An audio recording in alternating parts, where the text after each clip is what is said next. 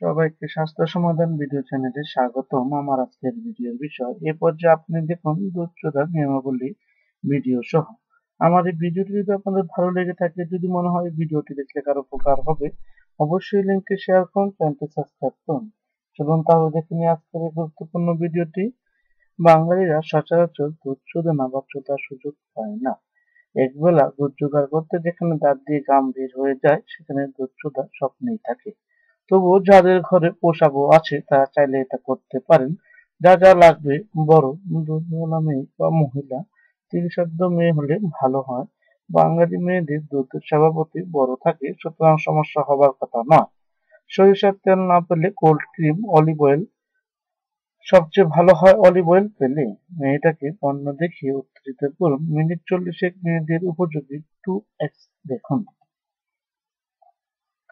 এই সময় মেয়েদের গায়ে স্পর্শ করা থেকে বিরত থাকুন। মেয়েরা নিজে থেকে আপনাকে স্পর্শ করলে সমস্যা নেই, তবে আপনি প্যাসিভ রোল নিন। মেয়ে যদি উত্তেজিত হয় আপনার ননদ হয়ে, তাহলে খুব ভালো হয়। না হলে ননদ ওরা পর্যন্ত অপেক্ষা করুন। এ পর্যায়ে আপনি ন্যাংটা হয়ে নিন।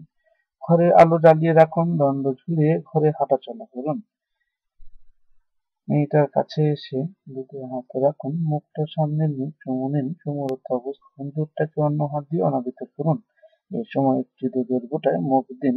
তারপর দুই দুধের মাঝখানে সরিষার তেল বা অলিভ অয়েল ঢেলে জুড়ে দুই পাশ দিয়ে চাপ দিয়ে আপনার লিঙ্গ ওটার মাঝখানে ঢোকান। তখন যেভাবে আপনি আপনার গার্লফ্রেন্ডের সাথে সেক্স করেন, ঠিক একইভাবে আপনার দুই দুধের মাঝখানে আপনার লিঙ্গ আসা নেওয়া করুন।